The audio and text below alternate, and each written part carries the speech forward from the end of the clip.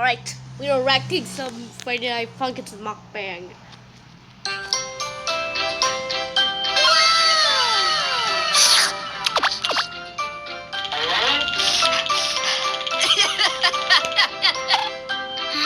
As always, no way you put the money if we come back to the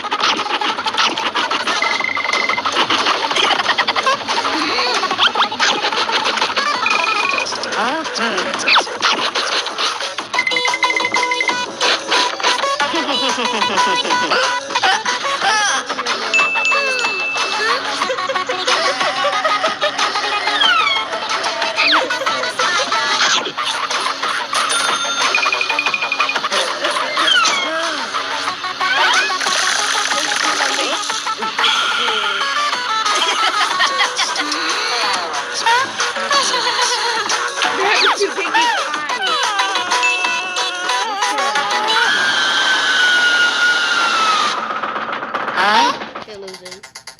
Down.